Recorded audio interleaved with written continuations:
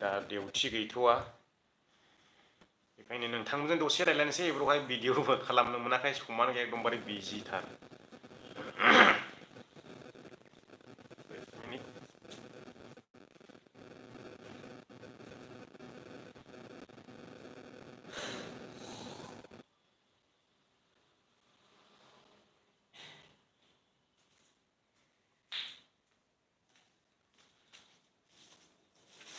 ओरैबायदि बिजि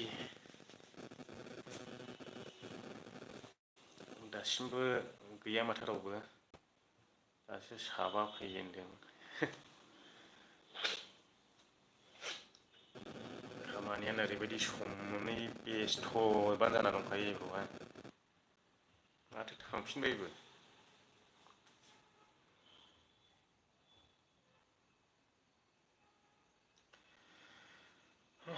भिडिअ खालामनोबो समा गैया ब्र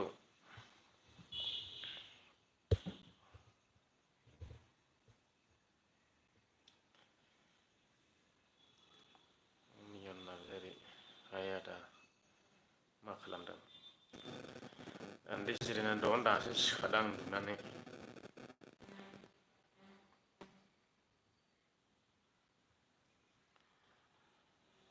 माखासेया फैयो थाङो माथो कमेन्टआनो खालामथारा रावबो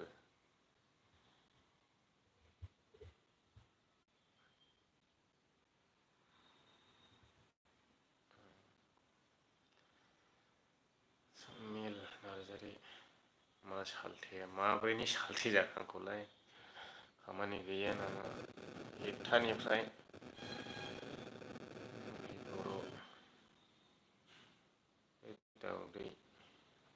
मानि दाउदै जाखो गगा मोननाय मानसिफ्रानो फैयो थांफिनो थाया 15 जनसो थांफिनबाय दानो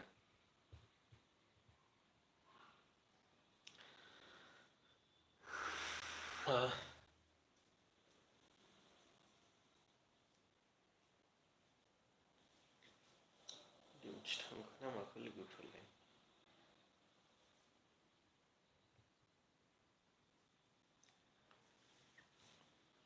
माब्रै दंलायो रायजो राजा नोंथांमोन गोसो थोलायनाय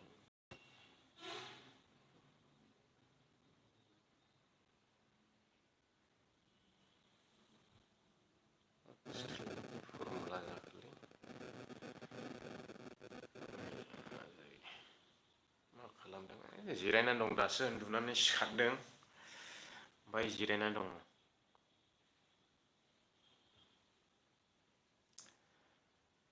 2-3 मिनिट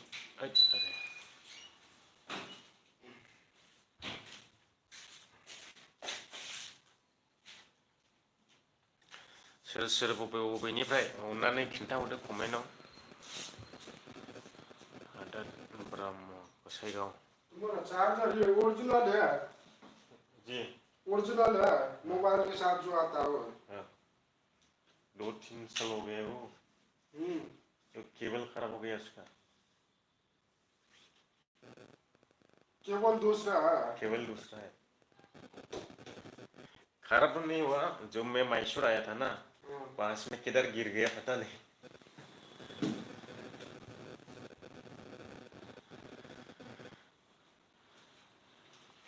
ब्रह्म गोसाइगावमोन आं मा खालामदों ब्र आङो दा जिरायना दंथ'यो ना दसेनि उनाव 1टा जाबाथाय खामानि जइन सामिल नार्जारि नेटआबो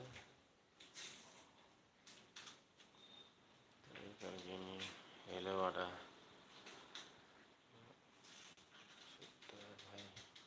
सुथाबारियानो माने मा खबरफ्रालाय बिदिनोसै माथो बुंबावनाय खबरखौलाय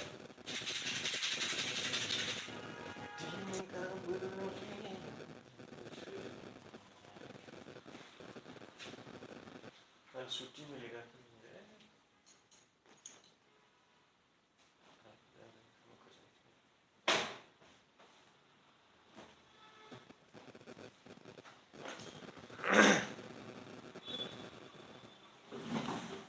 गगा मोनसोना दंलै खानायबो सिनजाना होगागोन एकदम लावखबना दं खानायबो सिनजानो मोनाखै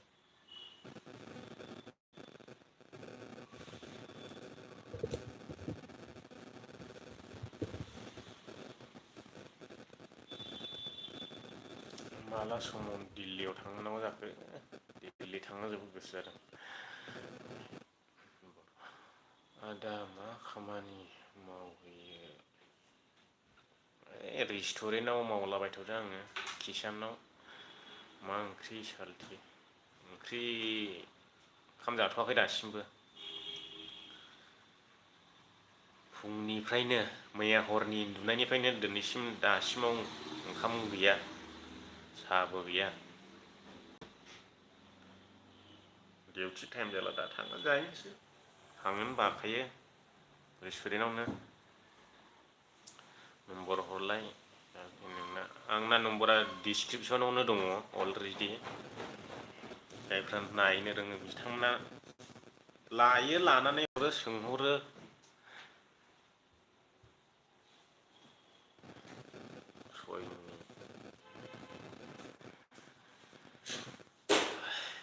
नोंथांमोना बबे बबेनिफ्राय नायगासिनो दङ खिन्थाहरदो अननानै कमेन्टआवहाय मिन्थिनो लुबैयो मा जायगानिफ्राय आदा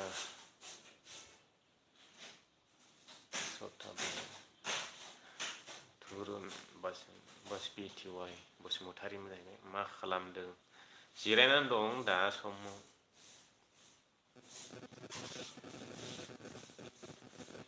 खालामबावनो सोरबा सोरबा बेंगलर माबा माबि फैनो सोंदोंमोन एबारावहाय लकडाउना बन्द' जाफिनबाय जायफ्रा फैनो गोसो दङ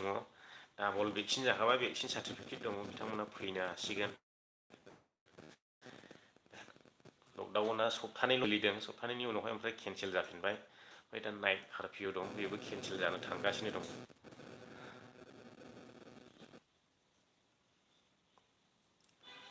उदालगुरि ब्र थेंकिउ गोजोननाय थाबाय खिन्थानायनि थाखाय आं क'क्राझार थेंकिउ गोजोननाय थाबाय मा खबर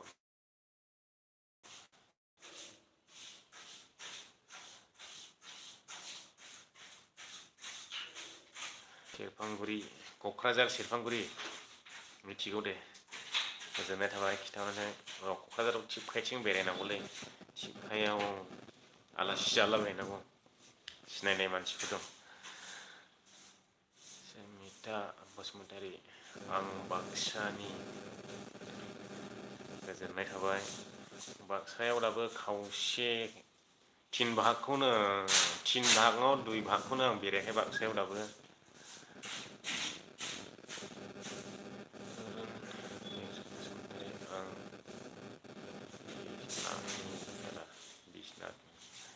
आं गसाइगाव आं क'क्राझार डिस्ट्रिक्ट गसाइगाव आं उदालगुरि क'क्राझार थेंकिउ खोन्थाहरनायनि थाखाय गोजोननाय थाबाय आं बरसला उदालगुरि डिस्ट्रिक्ट बरसला ना बरथला बरथलाया बाक्सायाव सोलिनाया न'आव फैथ'आ आं थांथ'वा न'आवहाय दैज्लां बायहैनो हागौ नामा बैसागुआव थांनायनि टारगेट खालामदोंमोन टारगेटआनो मिलायहैगोन ना मिलायहैयोथाय थांखियानो जाफुंगोन ना जाफुङा थांखि जाफुंब्लासो बैसागुआव सहैगोन बावलिनि बैसागुआ एप्रिलावनो जायोदां एप्रिलावनो मोनदां एप्रिलावनो जानांगौ बिदिनो जानुवारियावथ' थांखाबाय फेब्रुवारि मार्च एप्रिल मास मोननैल'सै मास मोननैजों थांनो हागोन ना हाया भिजिट बर' गेमिं SSB दिनैसो गोबावथार जाबाय नोंनि भिडिअखौ नायैया मा खबर आदा बिदिनोसै खबरालाय गसाइनि अननायाव मोजाङै दं दासान्दि गावनि डिउटि टाइम जाबाय दोनथ'नोसो सानबाय आङो आरो बेखौनो खोन्थाहरो आङो सोरबा सोरबा सोंहरदोंमोन फैनो दाख्लै फन खालामनानै सोंहरबाय थादोंमोन बेंगलराव थांनो हागोन ना हाया थांनो सानदोंमोन बेफोरबायदि सोंहरबाय थादोंमोन लकडाउनाथ' बन्द' जाबाय ओमफ्राय आङो खोन्थाहरनो डाइरेक्टहा फैनो गोसो दं खामानि मावफैनो गोसो दङ बिथांमोना फैनो हासिगोन ओमफ्राय डाबल भेक्सिन लानाय जानांगोन नोंनि आखायाव भेक्सिन सार्टिफिकेट थानांगोन अरिजिनेल जुदि अरिजिनेल नङाबा दुप्लिकेट खालामनानै फैदोंबा नोंथांमोना हमजानो गोबां चान्स दङ मानो होनोब्ला भेक्सिन लानाय जायनाखि भेक्सिनावहाय नों मबाइल नाम्बारखौ होदों बै नाम्बारखौ अनलाइन सार्च खालामबाथाय डाइरेक्ट ओंखारहैखायो नोंनि भेक्सिन सार्टिफिकेटआ बेखायनो आं नोंथांमोननो फोरमायहरबाय नोंथांमोना फैनोब्ला 2 नाम्बार खालामनानै दाफै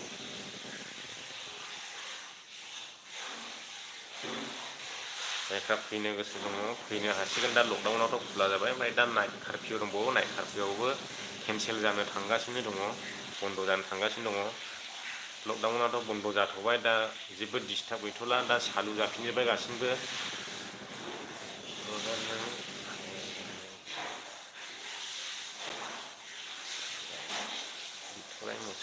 बिथराय मोसाहारिया बबेनिफ्राय ओइ आबौ बेंगलराव लकडाउन जादों नामा बेंगलराव थांनो नागिरदोंमोन आं खिन्थाखाबाय दायो बेंगलर लकडाउना बन्द' जाफिनबाय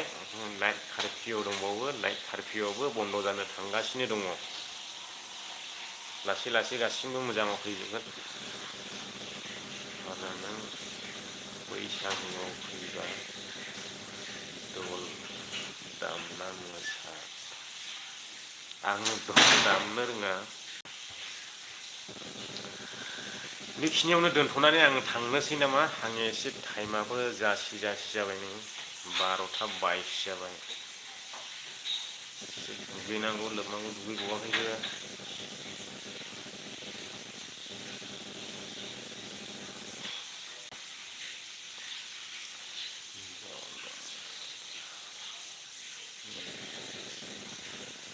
पबित्र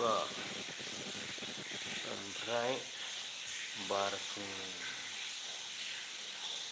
बिथराय मोसाहारि पबित्र बसुमतारी बिथां सानैनि सोंनायाखौ आङो जेब्ला 100K कमप्लिट जायो अब्लासो फिननाय होगोन दा नंथ'आ फुंखा 12:22 कारेक्ट 12:22 जाबाय ओमफ्राय र' नायफिननि टेस्टआव बारखोबाय दायो 12 टेस्ट नोंथांमोननि सिम नंगौना नङा नायब्लानो जाबाय टाइमा आंना 12टा टेस्ट जाबाय बारफुं बसुमतारी नोंजों थांसैलै आंनो खारनो नंगासिनो दङ आङो थाङो नैबे मास जोबला 12 थारिख बा 13 थारिख नङाबा 14 थारिख बेखिनियावहाय आङो बेंगलर सहैफिननो हागौ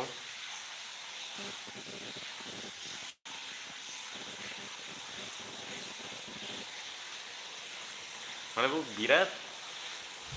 माबा मोनबाय आङो नोगोद नासयो लोगोफ्रानो मिलायनानै मावनो हाया सैमा जानायखौ अमाया नायनो हाया अमा जानायखौ सैमा नायनो हाया होननाय बायदि ओंखायनो आं बाबाय मानो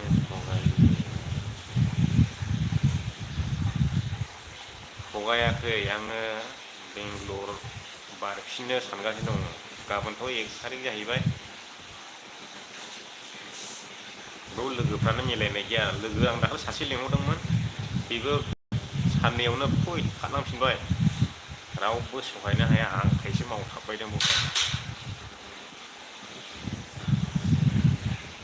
दोनथ'नायसै नामा लोगोफोर 15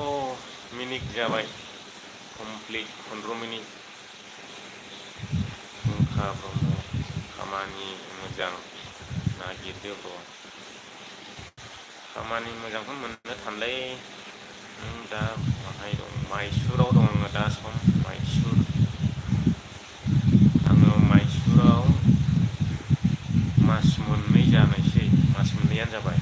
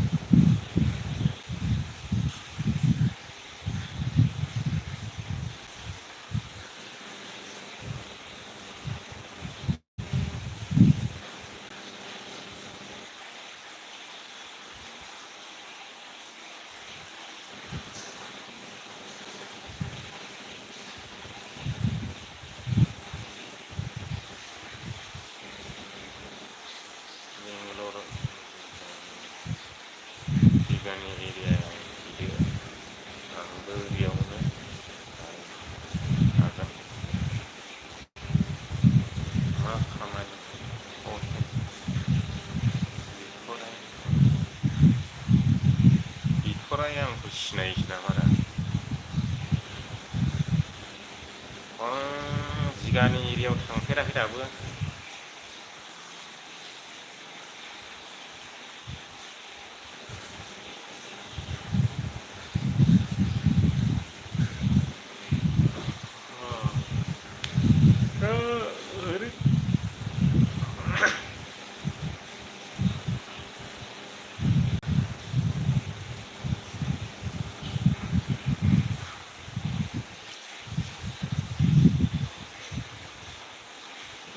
रेस्टुरेन्टनि खामानि जायो।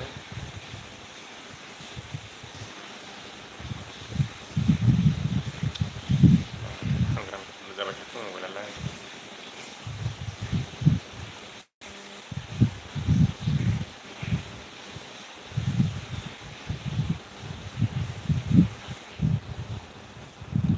दा दिनैनि लाइभआ बेखिनियानोसै लोगोफोर। आङो दोनथ'नो सानबाय। सम मोनोब्ला जायगाफोरनि लाबोनायसैलाय ब्लगिं भिडिअ', ट्रेभेल ब्लगिं। जायफ्रा मोजां मोनो साबस्क्राइब खालामब्लानो जाबाय, आरो मोजां मोनैखौथ' ब्रा ब्रायै खालामनो हाया जाहैबाय। आरो जायफ्रा गुबुनखौ हेफाजाब होनो गोसो दङ, अनसायनो गोसो दङ, साबस्क्राइब खालामनो हागोन, शेयार खालामनो हागोन भिडिअ'फोरखौ। बे नोंथांमोननि सायाव सोनारो। नोंथ' जाय खालामनो गोसो गैयै बेफोरखौ जबरदस्ति खालामनो हाया, खालामथारनांगौ होननानै। दा बेखिनियानोसै लोगोफोर, बेयावनो आङो दोनथ'बाय दिनैनि लाइभखौ। हेल' ब्र', मा खबर? मोजां आंनि खबरा।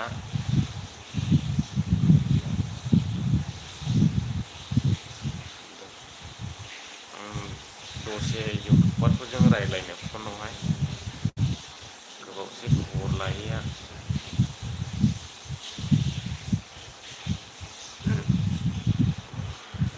इउटुबारफ्रा खबरानो लाथारालै आंखौहाय। जाय खबर लायो बिसोरसो पाब्लिकफोरसो खबर लाजोबो आंखौ। इउटुबारफ्रा सासेबो खबर लाया साला, जा दुगा गोजा जौगानायखाय। नाइस ब्र' बड'।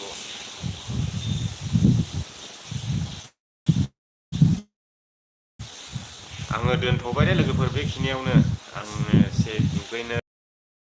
सम दङ, टाइमाबो जाबाय। दा डिउटि 12:30 जानोसै नै, 8:30 जाबाय। बेखिनियावनो बयजोंबो बिदाय लानानै दोनथ'बाय दिनैनि लाइभखौहाय। आरो जोबजासिम नायनायनि थाखाय बयखौबो साबायखर बावहरनाय थाबाय। मा गोमो गोथां, माया गोमो गोथां जाखो?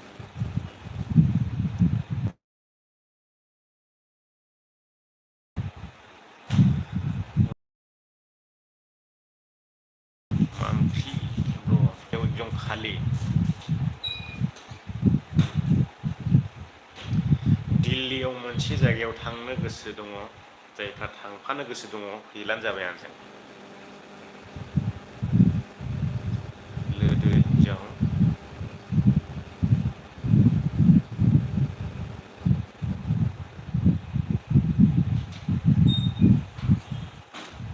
आं मोदोम गिदिरखौ मोजां मोनालै, जेंग्रे ब्रेखौसो मोजां मोनो आं। बिदाय लाबाय नोंथांजों, बेयावनो दोनथ'नाय जाबाय।